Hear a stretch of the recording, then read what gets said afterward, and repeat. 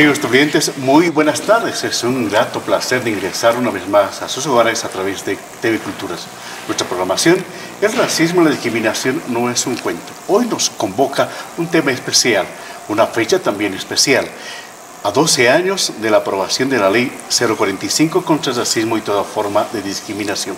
Hoy tenemos también la visita de nuestros hermanos Ibar Villarruel Achá, director general de la Dirección de Lucha contra el Racismo y toda forma de discriminación, que pertenece al Viceministerio de Descolonización y Despatriarcalización. Hermano Ibar, muy buenas tardes. ¿Cómo estás, René? Muchas gracias por la invitación. Estamos acá con una predisposición para poder compartir algunos comentarios, reflexión en torno a esta temática que hace el derecho a la igualdad y no discriminación en Bolivia y en el mundo, ¿no? Efectivamente, pero también tenemos la compañía de nuestro hermano Edgar Vázquez, quien es miembro del pueblo afroboliviano. Hermano Edgar, buenas tardes. René, es un placer estar nuevamente en este programa para hablar de este tema que es tan importante, que aparentemente no tenemos en Bolivia, ¿no? Ese es el discurso del que no tenemos, pero que en realidad está vigente el tema del racismo y la discriminación. Creo que va a ser una tarde amena para poder hablar sobre este tema. Los gobiernos neoliberales siempre lo han manifestado, así de que en Bolivia no hay racismo y discriminación. Pero hablar un poco de este tema, Ibar, en torno a lo que es el racismo, la discriminación, quizá hacer una reflexión del origen del mismo. Sí, bueno, el tema del racismo y la discriminación no es un tema reciente, ¿no? En realidad todas las sociedades a lo largo de la historia moderna, podríamos decir particularmente, ha generado un tipo de división enfocada o bajo criterios de diferente índole. Por ejemplo, tiene que ver con el origen étnico, el idioma que se vaya a utilizar, la vestimenta que se pueda utilizar, asimismo las creencias filosóficas, religiosas. Entonces, todas estas particularidades que a cada una de las personas las hacen únicas, desde una perspectiva de una cultura, los han utilizado como criterios de separación y de dividirnos, digamos, ¿no? Presuponiendo que justamente algunos de estos aspectos son superiores frente a otros. Entonces, a partir de ahí, es que se concibe, digamos, unas diferencias, pero una diferencia marginal. Entonces nacen las diferencias de superioridad e inferioridad, donde unos se creen que a través de su vestimenta, su idioma, sus orígenes u otros criterios se consideran superiores en comparación a otras particularidades, a otros pueblos del mundo. Entonces, su origen tiene que ver propiamente un proceso histórico de una construcción y una lucha constante, digamos, de poder, también a lo largo de la humanidad, ¿no? Edgar, indudablemente este tema, quizá quien más lo ha palpado, lo ha sufrido, ha sido el pueblo afro. Así es, querido René, pues es importante e interesante ver que a lo largo de este proceso que venimos viviendo, antes yo me sentía discriminado de cada cuadra que caminaba por lo menos 3 o 4 veces, ¿no?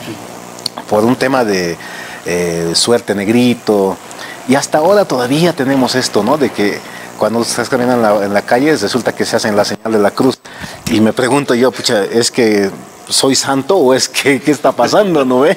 Entonces creo que el pueblo afro ha sido uno de los pueblos más discriminados en este proceso.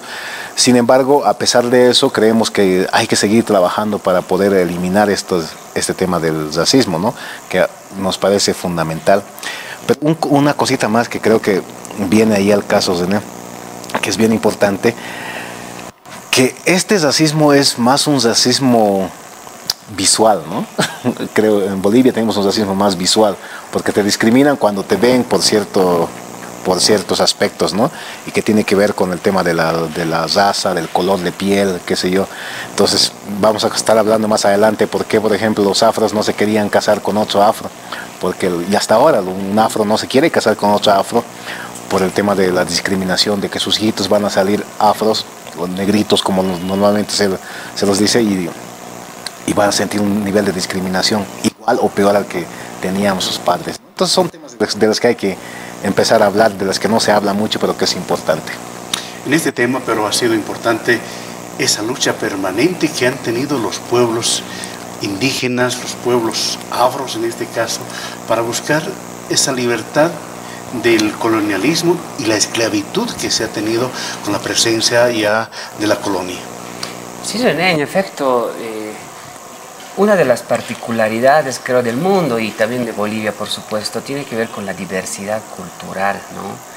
Y Bolivia, uno de sus factores fundamentales o su esencia misma, tiene que ver con esa pluralidad de naciones y pueblos indígenas, originarios, campesinos, quienes a través haciendo una retrospectiva, una mirada hacia atrás, podemos identificar que en la época colonial han sufrido pues una devastadora imposición sistemática en sus estructuras económicas, sociales, políticas, religiosas, idiomas. Hay datos que nos mencionan que en la época de la colonia, o precolonia en realidad, en lo que es Latinoamérica, antes conocida como Guyana, se hablaban 700 idiomas indígenas propios. Ahora solo quedan alrededor de 300, o sea, ha habido una pérdida en estos más de 500 años de una riqueza increíble. Aún así, Bolivia y muchos países han resistido, y la resistencia está en justamente estos pueblos, nuestros pueblos ancestrales, naciones, pueblos indígenas de los valles del altiplano, del oriente que tenemos, y también el pueblo afroboliviano que está en toda Latinoamérica, en toda América en realidad, que se ha sumado justamente a esta lucha, a esta reivindicación en las diferentes etapas, en la época colonial, por supuesto, contra el yugo imperial español, en la época republicana, porque si bien Bolivia ha nacido a la vida independiente y vamos a cumplir 200 años en 3 años más, pero el primer siglo, yo diría particularmente, no ha cambiado nada en absoluto referente a la colonia. Los pueblos indígenas estaban sometidos. De hecho, el Estado vivía del tributo indigenal. Es decir, no existía pues, el petróleo, no existían los impuestos, ¿no? Como ahora, sino el Estado vivía justamente de sacarle impuestos al indígena. Entonces, debemos justamente entender esos aspectos que han sido revertidos gracias a las luchas, a las rebeliones constantes de las naciones y pueblos indígenas, y tenemos grandes héroes a lo largo de la historia que nos muestran justamente esas rebeliones por una lucha básica. Es la lucha de que todas las personas tienen el mismo derecho, la misma condición, sin importar justamente el origen. Es una lucha por los derechos, y esa lucha no ha acabado. Hemos avanzado muchísimo en Bolivia, pero tenemos también muchos desafíos, ¿no? Pero sin duda, los pueblos y las naciones indígenas son la esencia por la cual hemos progresado en Bolivia y en el mundo entero para generar esta igualdad, ¿no? Ese camino de lucha, ese trabajo que han tenido los pueblos, indudablemente también hayan estado los pueblos afrobolivianos en este caso. Así es, René. Este trabajo ha sido un trabajo sistemático. Yo te hablo de hace 12, 13 años atrás, cuando algunos hermanos jóvenes no querían sentirse afros, no querían sentirse afros porque decían, si yo soy afro, mis hijos son afros y por lo tanto me siento tan discriminado, primero por un lado, y segundo que recién el 2002 es que se empieza a hablar de Durban y el ser afrodescendiente, porque antes todo era negro, ¿no? Era negro y negrito allá, y hasta ahora, si tú vas, y esto es lo interesante, ¿no? A pesar de que hemos avanzado tanto en Bolivia, con las leyes, la ley 045 y varias otras que tenemos, mira, cuando tú vas a un partido de fútbol, y eso me daba miedo incluso ahora, cuando me invitaron hace un par de días a un partido de fútbol, siempre es Juan, pasa la pelota, Marcos, Antonio, oye, negrito, pasa la pelota, está jugando el negrito, está jugando, ¿te das cuenta? No es Edgar quien está jugando, es el negrito quien está jugando. Entonces hasta ahora todavía tenemos ese concepto, que probablemente no sea en el concepto de la maldad, ¿te das cuenta? Pero sí no deja de ser discriminación, ¿no? Entonces creo que ese recorrido hemos ido ya superando un poquito, ¿no? El censo del 2012, el pueblo afro, cuando censaban a los abuelos en los yungas,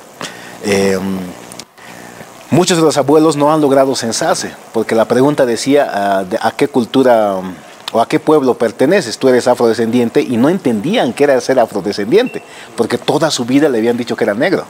¿Te das cuenta? Toda su vida le han dicho que era negro, entonces afrodescendiente es un término relativamente nuevo, ¿no? Entonces creo que estos procesos son fundamentales, y como digo, el Estado boliviano ha avanzado, hoy haciendo algunas llamadas a algunos hermanos de afuera, de Colombia, por ejemplo. Bolivia es el único país ahorita en Latinoamérica que tiene una ley contra el racismo, el único. O sea, hay otros que tienen oficinas para el tema de afrodescendientes, pero una lucha decidida para pelear contra el racismo y la discriminación, Bolivia es el único. Entonces quiere decir que estamos avanzando, de a poco estamos avanzando. Pero esa lucha no solamente ha significado ahí, sino que hoy se tiene un pueblo organizado con los pueblos originarios, con las naciones originarias, que se ha llegado al poder ahora y se tiene esa estructura de cambiar el Estado.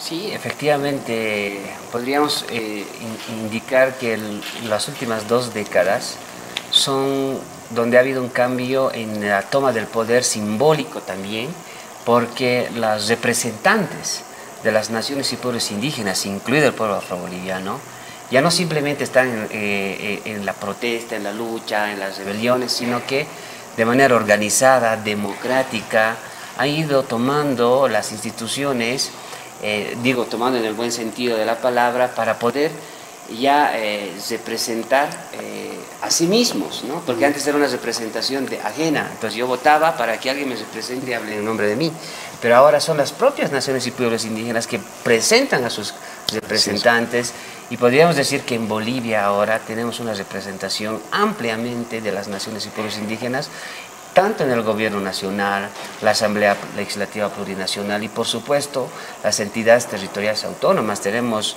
un modelo autonómico en Bolivia, tenemos 9 gobernaciones, asambleístas electos, y que si miramos, digamos, las raíces, los orígenes, de dónde vienen estos representantes políticos ahora, nos vamos a dar cuenta de que ya pues en una máxima expresión rural del 80-90%, yo me debería decir, incluso en algunos departamentos, que vienen de ascendencia, de comunidades rurales excluidas histórica y sistemáticamente a lo largo de los siglos. Pero yo diría que estos últimos 20 años ha cambiado de manera rotunda esta mirada, y más aún con la Constitución, que consolida justamente esa mirada y esa amplia participación de las naciones y pueblos indígenas, y las mujeres, por supuesto, en equidad y alternancia también de participación, ¿no? Aquello es sumamente importante, Edgar, porque también el pueblo afroboliviano hoy tiene la presencia en la Asamblea Nacional, como también en diferentes instancias.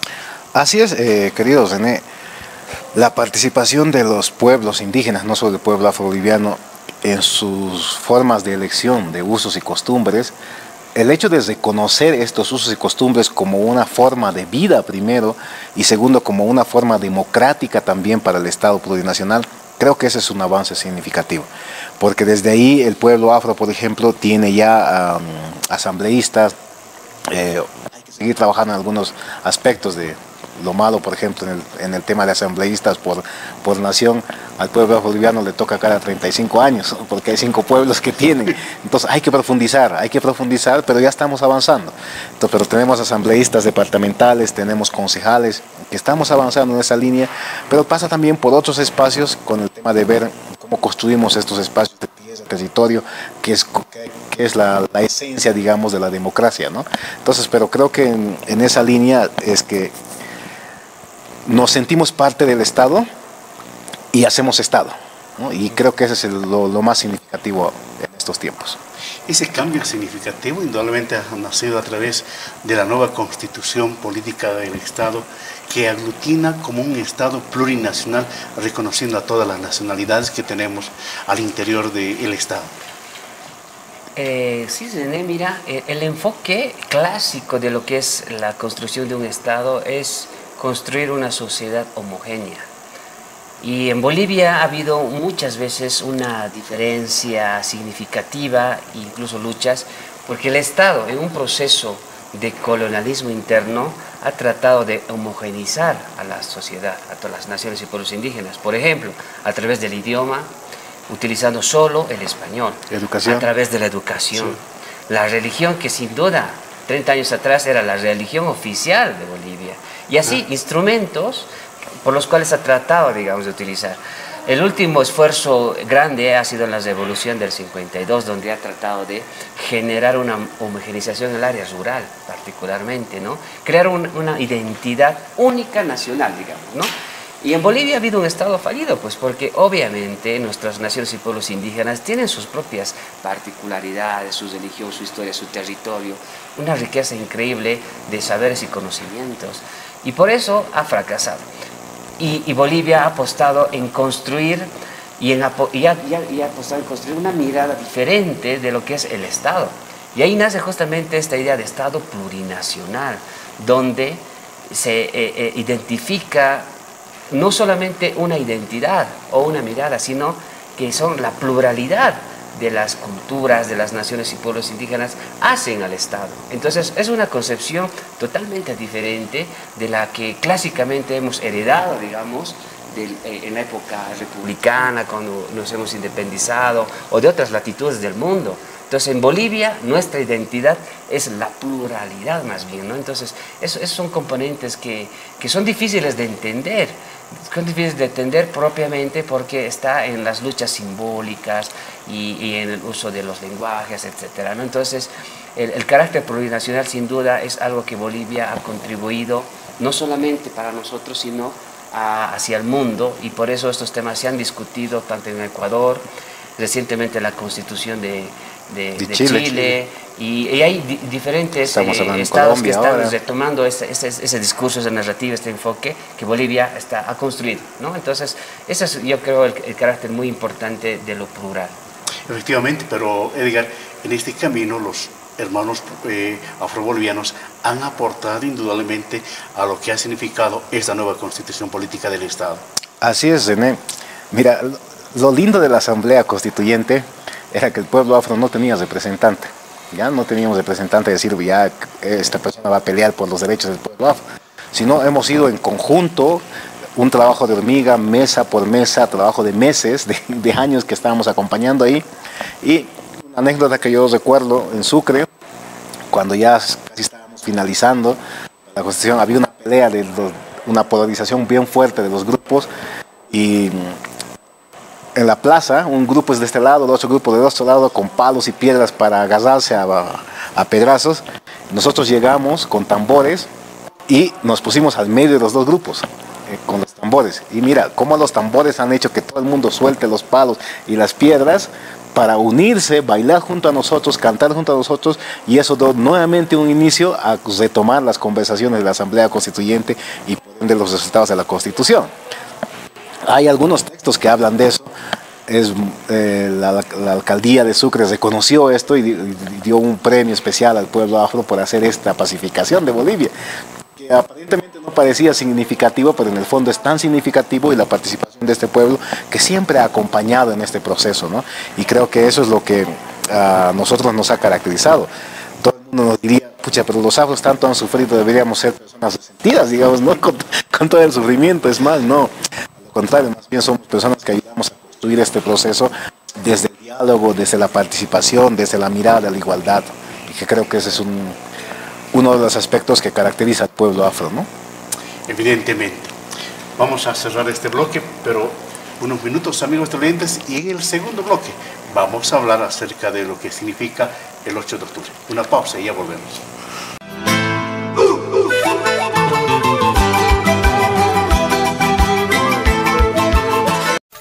El Comité Nacional contra el Racismo y toda forma de discriminación, bajo la tuición del Ministerio de Culturas, Descolonización y Despatriarcalización, conforme a la Ley número 045, concederá dos tipos de reconocimiento: en favor de personas naturales y o jurídicas, estatales o privadas, héroes y heroínas, indígena, originario, campesino, por su destacada labor contra el racismo y toda forma de discriminación en el marco de los principios de interculturalidad, descolonización, despatriarcalización, igualdad y equidad, por promover principios y valores por la igualdad de derechos. Las propuestas podrán ser realizadas por cualquier persona, estante o habitante, acompañado de los siguientes requisitos: descripción y o documentación de las acciones o tareas realizadas contra el racismo y toda forma de discriminación, en un folder debidamente foliado. Nota dirigida al presidente del Comité Nacional contra el Racismo y toda forma de discriminación. Estos documentos deberán ser enviados al Ministerio de Culturas, Descolonización y Despatriarcalización hasta antes del mes de octubre.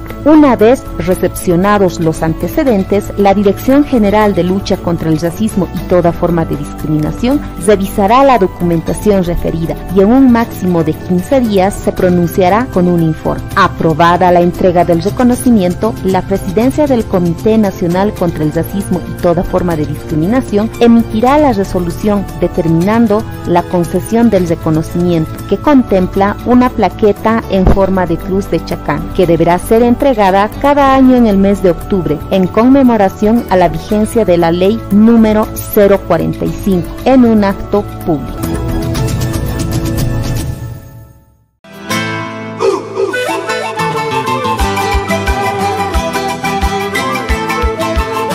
Bien amigos, volvemos a nuestra programación. El racismo y la discriminación no es un cuento. El 8 de octubre se cumple 12 años de la vigencia de la ley 045 contra el racismo y toda forma de discriminación. ¿Cómo ligamos a esta fecha, hermano? Bueno, el primer antecedente tiene que ver con nuestra aprobación de la Constitución y que entra en vigencia el 2009, justamente, ¿no? Y marca el inicio de un nuevo proyecto político de Estado, de sociedad, y nos desafía a los bolivianos a construir una sociedad plural. Entonces, es el primer hito. A partir de la Constitución hay un mandato, por supuesto, de cambiar la institucionalidad, producir nueva legislación de avanzada para justamente atender, operar e implementar el Estado plurinacional. Una de las herramientas fundamentales en la parte transversal tiene que ver con el derecho, los derechos humanos que cada uno de nosotros vamos a ir adquiriendo en el Estado y propiamente el derecho a la igualdad. Es por eso que, posterior a la aprobación, junto con las grandes leyes estructurales que se aprueban en Bolivia, va a estar la ley contra el racismo y toda forma de discriminación, que va a ser aprobada un 8 de octubre de 2010, 12 años justamente como lo manifestabas que tenemos, y va a orientar este mandato que nos da la Constitución. La Constitución nos establece el mandato de que en Bolivia no puede haber racismo y discriminación, y si lo hubiese debe ser sancionado. Primer elemento. Segundo elemento, que es una función esencial de nuestra Constitución, del Estado, de la sociedad, el construir una sociedad justa, armoniosa, descolonizada y sin racismo y sin discriminación. Entonces estos dos tópicos constitucionales deben operarse a través ya de una mirada más institucionalidad. Es por eso que la Ley 45 establece y orienta cómo estos mandatos constitucionales y todos los tratados, convenios, las conferencias que hay a nivel internacional van a canalizarse a través de la política plurinacional de lucha contra el racismo y discriminación. Entonces la Ley 45 es esta política que va a ser un hito fundamental justamente en Bolivia, porque va a marcar un antes y un después definitivamente, porque hasta antecitos de la ley existía en Bolivia, por hacer casos bien simbólicos, había una diferencia a tal grado que las personas no podíamos acceder a los locales, establecimientos, discotecas. Existían letreros donde se decía, se reserva el derecho de admisión. No se puede ingresar con tenis, peor todavía con abarcas. Con abarcas, no, olvídate. A la universidad no podía entrar. Exacto, entonces ha marcado un antes y un después en la cotidianidad de nuestra vida, y eso es una muestra justamente pequeña de lo que la ley implica. La ley es muchísimo más grande, por supuesto lo vamos a conversar, pero son esos hitos, esos momentos que ha marcado un antes y un después. Entonces, la Ley 45 establece esos mandatos, ya estamos a 12 años, ya se ha cumplido, se ha tenido un avance significativo y ahora tenemos nuevos desafíos también, ¿no? Y Edgar, en este campo de los 12 años, ¿habrá servido en algo al pueblo afroboliviano? Sí, por supuesto, no solo al pueblo afroboliviano. Creo que un paso importante que decía Ibar en de entendernos es el diálogo intercultural, ¿no? Solo tú puedes dejar de discriminar cuando entiendes a la otra persona desde este diálogo de su cultura. Y para entender ese diálogo de su cultura tienes que primero conocer tu cultura, y luego conocer la otra cultura y entablar estos diálogos interculturales, que creo que es un principio de la ley. Ha servido para que los ciudadanos comunes de a pie podamos mirarnos primero como seres humanos y después evitar la discriminación, ¿no? Digo, ha disminuido significativamente, yo puedo decir con plena seguridad ahora, que lo que pasaba hace 10, 12 años atrás, de que me sentía por cada cual discriminado, ha bajado significativamente. Ahora vemos afros trabajando incluso en las instancias del Estado. Eso es un tema de participación, un tema de visibilización. Creo que el mismo Estado ha entendido esta dinámica de este pluralismo de culturas, de este pluralismo de diálogos. Entonces, eso ha permitido avanzar estos 12 años de la Ley 045, el tema de evitar de todas formas el tema de la discriminación y que podamos entrar libremente a cualquier ambiente, ¿no? Y entrar como mejor nos parezca. Si vamos a usar abarcas, que son de nuestros abuelos, de nuestros padres, pues usemos, ¿no? Y podamos entrar a comer. Si queremos comer con cucharas o queremos comer con tenedores, no importa, pero que nos permitan hacerlo. Creo que eso es para mí un paso fundamental con el tema de la ley. René, me gustaría complementar un par de aspectos, ¿no? O sea, la Ley 45 nos establece una política de prevención. Entonces, ¿qué se ha logrado? ¿Qué se ha logrado concretamente, digamos, ¿no? Entonces, en primera instancia, ha hecho de que todas las instituciones públicas del Estado incorporen en sus reglamentos, en sus normativas internas, los principios y el régimen disciplinario. Por lo tanto, ningún servidor público, desde hace 12 años atrás, puede menospreciar o discriminar a los usuarios, a los administrados, a la población, a nuestras naciones y pueblos indígenas. Eso es un elemento fundamental. Porque antes estábamos acostumbrados, yo me acuerdo en la época universitaria, a un menosprecio. Dependiendo cómo era tu apariencia, tu origen, te atendían o no, simplemente. O simplemente por el apellido. Exacto, el apellido y otros aspectos. De ahí que se han cambiado muchos apellidos, ¿no? Y es un elemento que se ha avanzado, o sea, se ha logrado ya de que... Y si un servidor público comete un acto de discriminación en el ejercicio de sus funciones, es sancionado, no es sancionado. Y vamos a hablar de las sanciones, ¿cuáles son? Segundo elemento, eso en el ámbito de las instituciones públicas, pero también las instituciones privadas, las organizaciones sociales. Todas las instituciones que nacen en la vida jurídica, estamos hablando desde las personas jurídicas de comunidades, de las empresas, si quiere, las federaciones de transporte, cualquier organización, no importa su naturaleza, incorporan también de manera fundamental y obligatoria, porque así lo establece la ley, los principios y el régimen disciplinario. Y si se cometen, se resuelven en sus propias instancias orgánicas, en sus comisiones de ética, estos temas. O sea, ha hecho que todas las instituciones públicas, sociales, privadas, pongan como principio de que todas las personas tienen el mismo derecho, la misma igualdad y la no discriminación. Es un elemento fundamental que hemos avanzado, ¿no? Segundo elemento tiene que ver con el ámbito educativo. En el ámbito educativo se ha incorporado en la malla curricular los valores, los principios, ¿no? Antes se acordarán ustedes en la escuela seguramente la materia donde se hablaba de estos temas era religión. Y hablábamos de la religión católica. Eso, o sea, porque Bolivia estaba orientado pues, a un mundo católico, ¿no? Mundo católico. Y ahora, ¿cómo se llama la materia? La materia ahora se llama ética y valores. Ética y valores. Los contenidos se van actualizando más o menos, pero dentro de esos ya te dan una nueva concepción. Y los principios, el derecho a la igualdad, a la pluralidad, a la interculturalidad, la democracia, son principios, son derechos que se van discutiendo, que se van trabajando en esos elementos. Entonces, tiene que ver con el ámbito de actitud. Por eso hemos cambiado. No es lo mismo hace 20 años atrás que ahora, porque tiene que ver con un proceso estructural educativo. Eso ha logrado, por supuesto, la Ley 45, ¿no? Y tenemos todavía desafíos.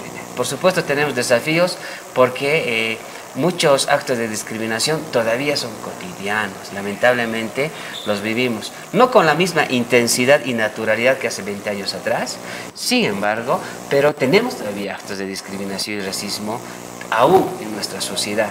Entonces debemos avanzarlos, debemos reflexionar, debemos buscar información que la vamos a un poco compartir ahora, de cómo se está apuntando y proyectando justamente para reforzar este trabajo que ha hecho Bolivia en la lucha contra el racismo y discriminación.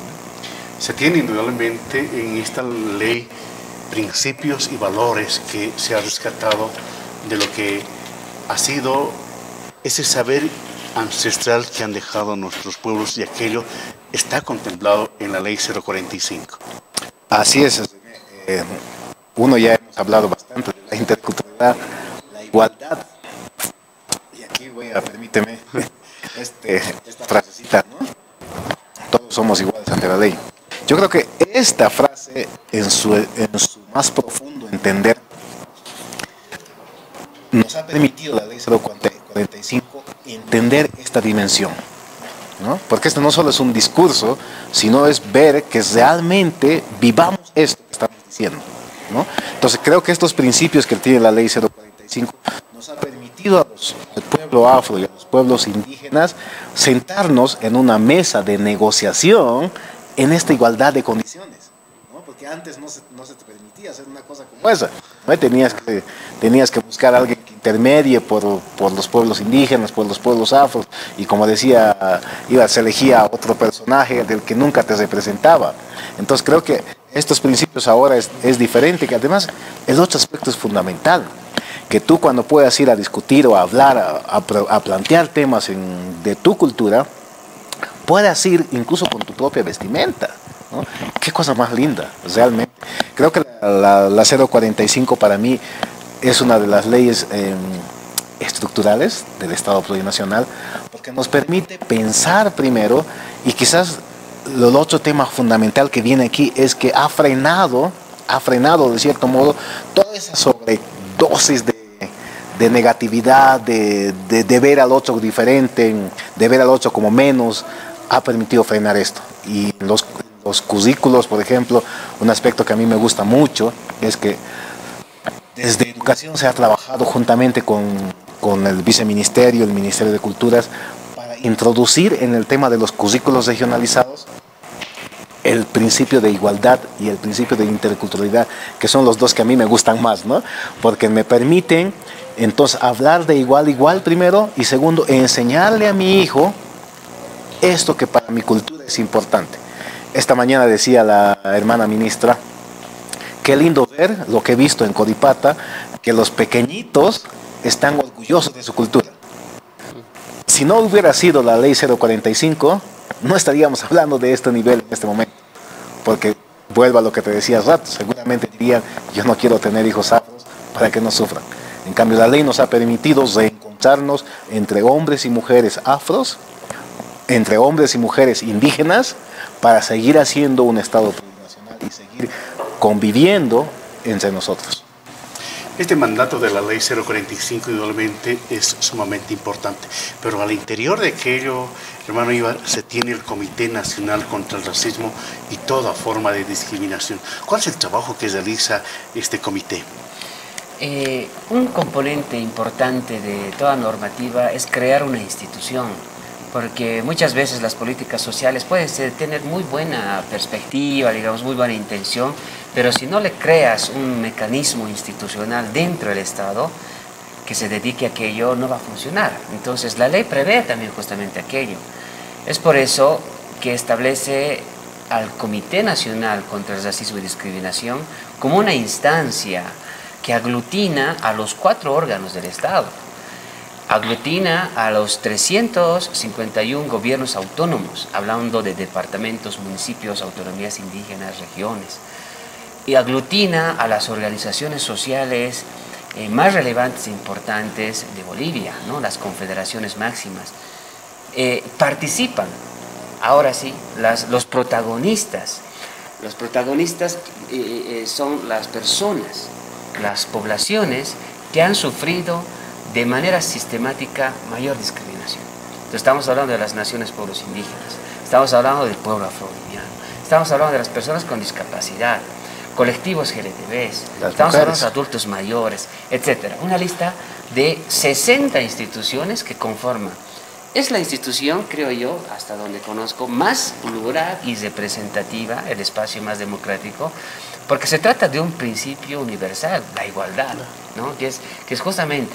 Entonces, esta instancia la conduce el Ministerio de Culturas, Descolonización y Despatriarcalización, y nos encontramos 2, 3, hasta 4 veces anualmente para informar qué avances tenemos y sobre todo qué desafíos. Nos proponemos nuevas acciones y es por eso que aprueba resoluciones en la cual se da mandatos asimismo a las instituciones para cambiar un problema específico, digamos, que haya surgido.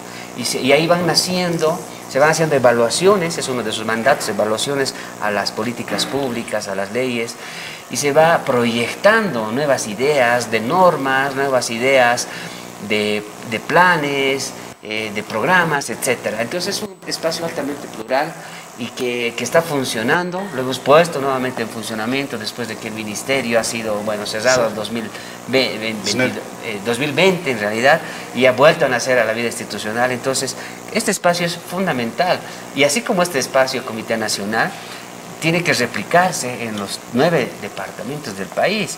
Ya tenemos constituidos y en pleno funcionamiento comités departamentales en Oruro, en Cochabamba, que ya están en pleno funcionamiento, y pronto se van a reactivar los comités departamentales del Beni, Chuquisaca, Potosí, Tarija, que son los que están ya haciendo las organizaciones internas. Entonces, la institucionalidad es importante porque esa institución se dedica 100% a promover, a generar políticas, a pensar cómo vamos resolviendo los problemas que siguen surgiendo, ¿no? Bien, Ibar, si me permite, para cerrar este bloque, quizá conocer algunos aspectos sancionatorios que se han tenido en este periodo de vigencia de la Ley 045, tal vez los más importantes.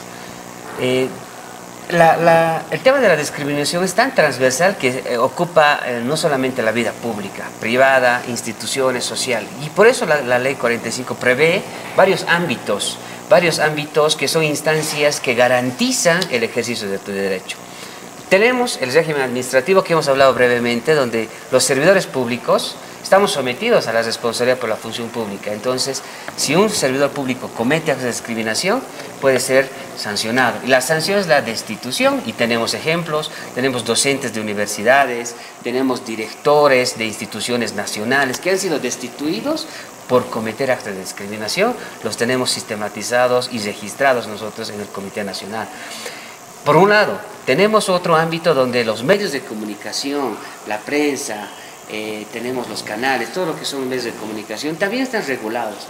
No pueden generar discursos de odio ni replicar actos de discriminación y racismo, y son sometidos en la vía administrativa a través de la Autoridad de Telecomunicaciones. Entonces, tenemos medios de comunicación que hace 10 años atrás, ahora ya no, porque ya todos se han regulado, han sido, digamos, cerrados algunos medios de comunicación, pequeñas radios principalmente, en algunas regiones del país, que promovían un discurso de odio. Es otro aspecto.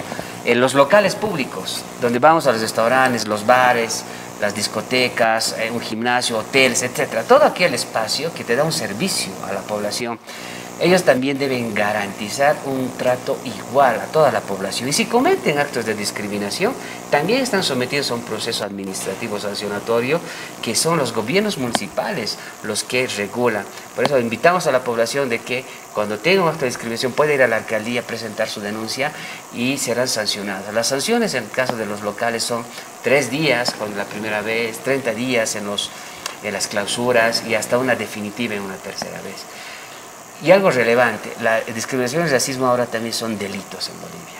Por eso, cuando ya van más allá de simples faltas disciplinarias, se constituyen en delitos. Un delito penal. Y entonces la máxima sanción es te meten a la cárcel, la privada de tu libertad. 7 años es la cárcel por actos de racismo. Y si eres servidor público, se agrava 1/3, es decir, vas a irte casi 10 años a la cárcel si es que cometes un acto de racismo. Por discriminación son 5 años. Entonces también existe. Y finalmente está la vía constitucional. Y la vía constitucional tiene que ver con que es un derecho a la igualdad, que se puede presentar acciones de constitucional para prevalecer ese tu derecho. Y un elemento fundamental que está también en nuestra política tiene que ver con la participación de la justicia indígena originaria campesina. En el marco de sus estatutos, sus normas y procedimientos propios, son ellos los que van resolviendo también estas temáticas. crea varios mecanismos, varias autoridades, instancias competentes para poder avanzar en garantizar y restituir sobre todo los derechos vulnerados de la población, ¿no? Bien amigos, cerramos este segundo bloque. El racismo y la discriminación no es un cuento. Una pequeña pausa y ya volvemos en el tercer bloque.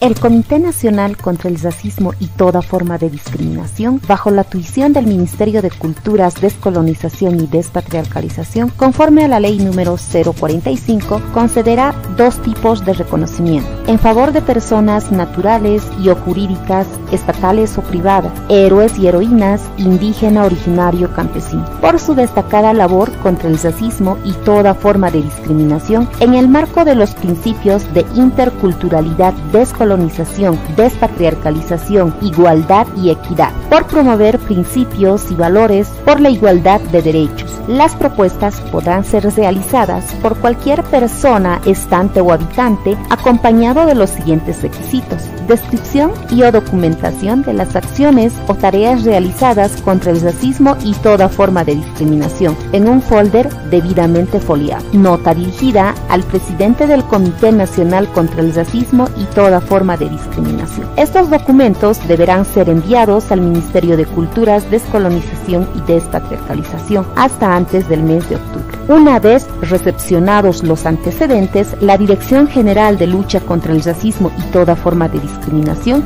revisará la documentación referida y en un máximo de 15 días se pronunciará con un informe. Aprobada la entrega del reconocimiento, la Presidencia del Comité Nacional contra el Racismo y toda forma de discriminación emitirá la resolución determinando la concesión del reconocimiento, que contempla una plaqueta en forma de cruz de Chacán, que deberá ser entregada cada año en el mes de octubre, en conmemoración a la vigencia de la Ley número 045, en un acto público.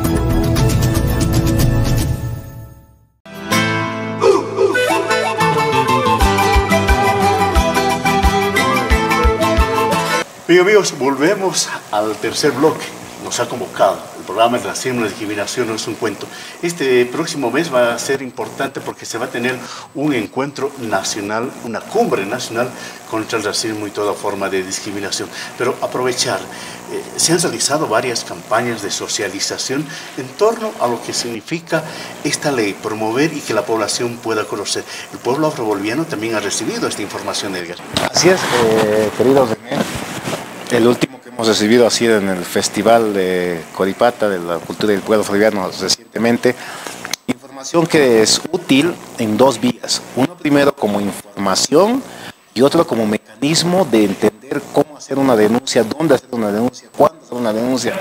Que también es importante que el pueblo afro sepa, ¿no? Y no solo que se entienda, digamos, que todo es discriminación, pues tampoco es así, ¿no? Sino hay aspectos que sí generan, se pueden catalogar, definir, lo que decía el hermano Ibar sobre discriminación.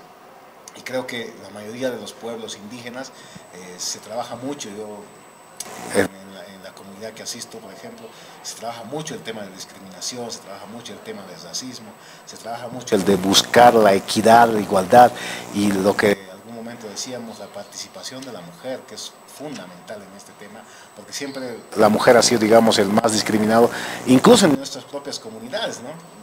Hace 10 años atrás teníamos comunidades afros donde la mujer no podía participar en las asambleas. Si el que tenía que hablar era el esposo, pero no ella.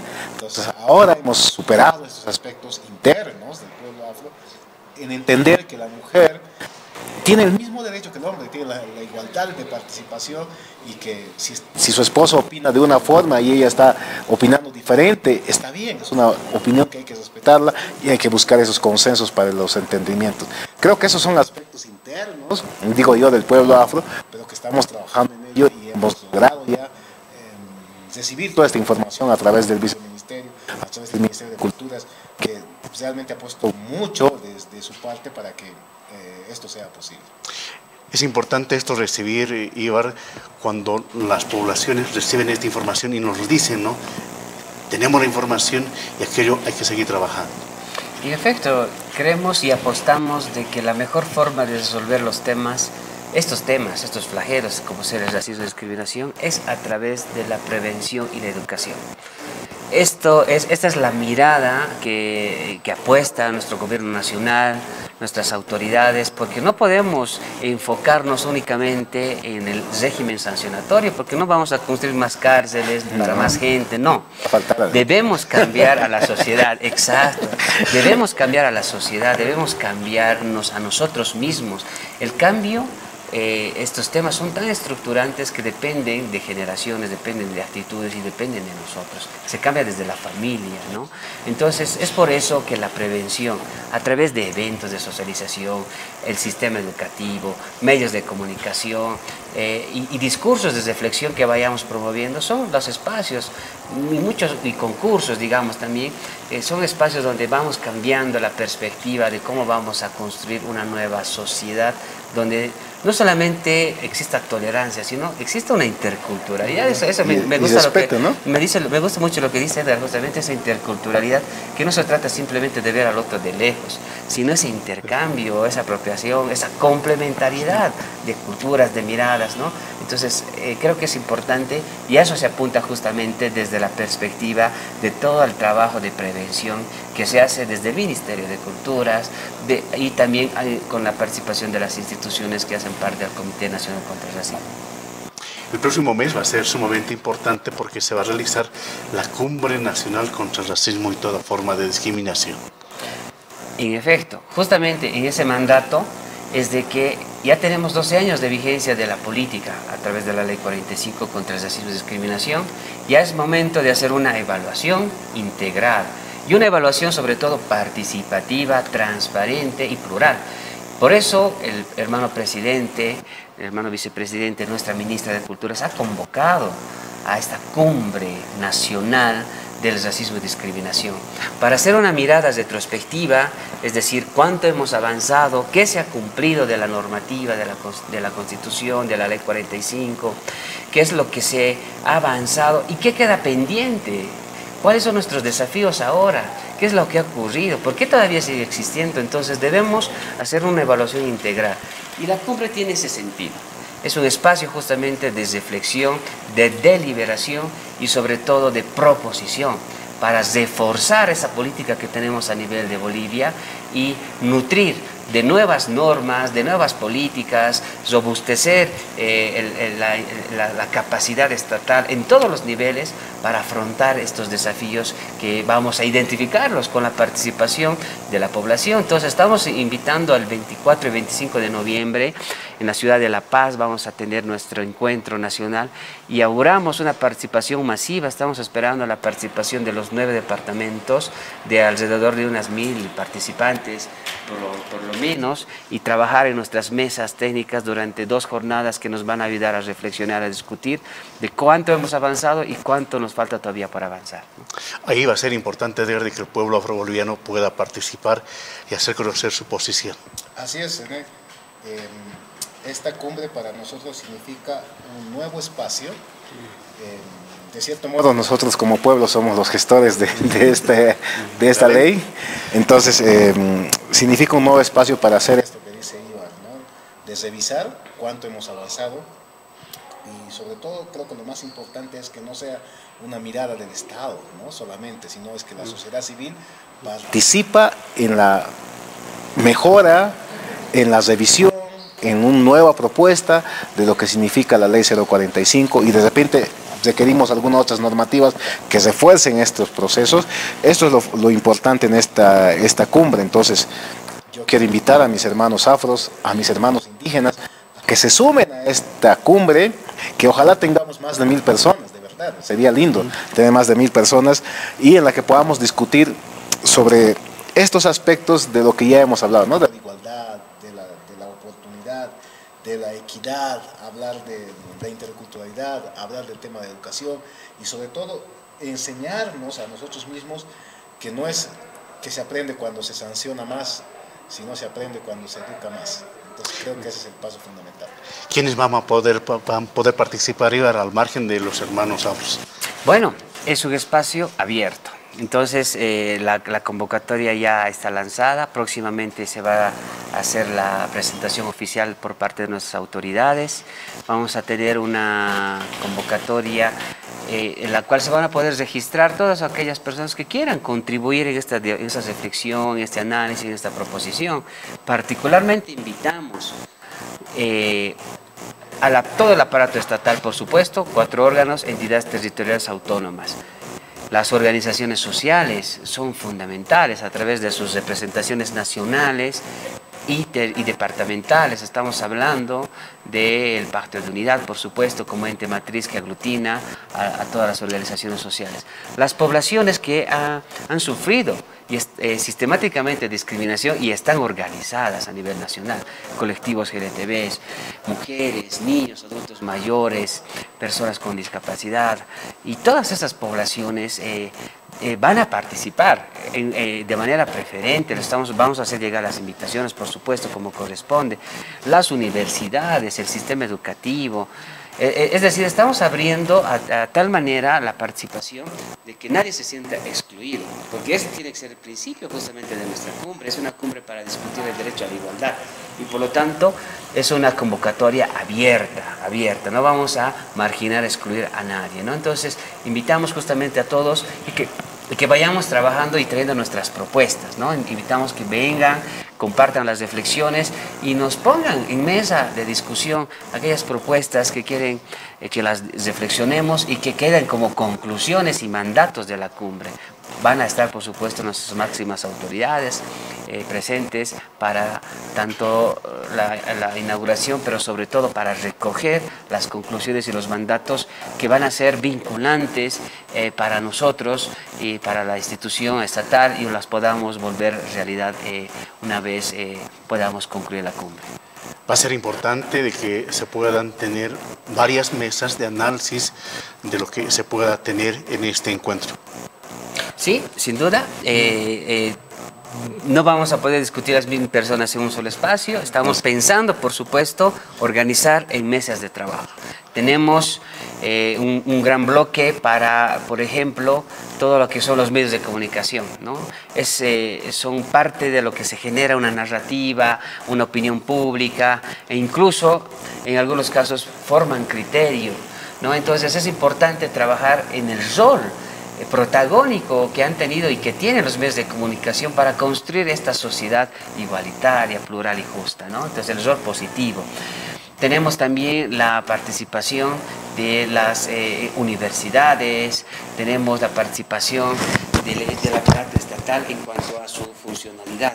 Es importante para nosotros identificar qué estamos haciendo como instituciones del Estado en beneficio de la población.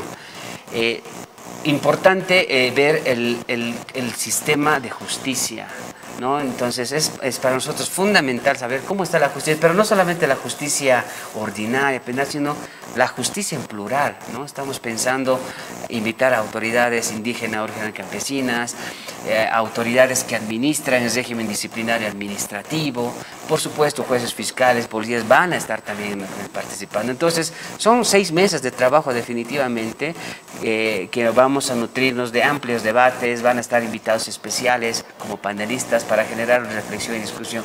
Bueno, son muchos temas que van a estar incorporados y auguramos unas buenas conclusiones para tener fortalecida un nuevo proyecto de política contra el racismo y discriminación que refuerce lo que ya estamos trabajando.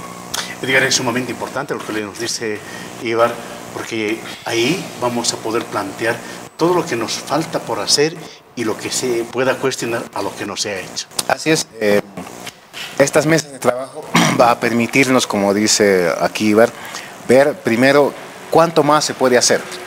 Pero no solo cuánto más se puede hacer, sino cómo se lo debe hacer, que es lo más importante, ¿no? Entonces, y con recoger estas herramientas, estos elementos, desde casa adentro, digo yo, por eso es la participación de los hermanos de la sociedad en su conjunto, poder decirnos, ¿sabe qué? Nosotros vemos de esta forma y creemos que hay que trabajar de esta forma. Entonces, va a servir de evaluación también a la misma ley, las políticas del comité, y de reflexión, análisis y de un paquete de nuevas propuestas. Entonces, digo yo, para el pueblo afro y para los pueblos las naciones de pueblos indígenas, va a ser un espacio fundamental que participemos, que vayamos con propuestas, que vayamos a proponer ideas y concretar acciones, pero también no solo basta con eso, René. Aquí viene otro tema bien fundamental. Después de la cumbre hay que acompañar al Estado a que esto que hemos discutido en la cumbre se haga realidad. El acompañamiento es fundamental. El acompañamiento desde la estructura general del Estado, las estructuras descentralizadas, desconcentradas, qué sé yo. Todos estos espacios deben hacer el acompañamiento, las organizaciones sociales, para que funcione esto que vamos a discutir en la cumbre. Por eso considero que la cumbre es un elemento, una herramienta más para poner en vigencia esto que estamos discutiendo ahora y que lo vamos a discutir en la cumbre. Efectivamente, de las conclusiones que se vayan a tener en las mesas de trabajo, su aplicación va a ser obligatorio, vinculante.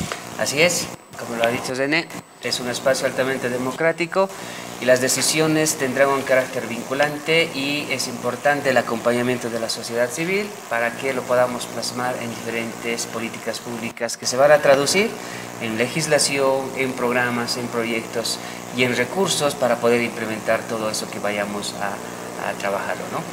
Y van a ser vinculantes, por lo tanto, sí. Bien, vamos a cerrar nuestro programa.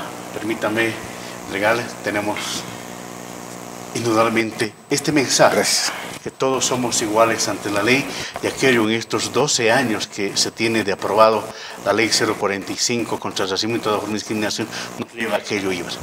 Así es, tenemos nuestro mensaje en el cual debemos indicar que solamente todas las personas, por el hecho de ser humanos, tenemos igualdad en dignidad y por lo tanto igualdad en derechos, ¿no? Entonces es el mensaje clave y con el cual nos despedimos. Muchas gracias, hermano René. Edgar, lo propio. Sí, así es. Indudablemente es un momento importante para todos. Así es. Todos somos iguales ante la ley.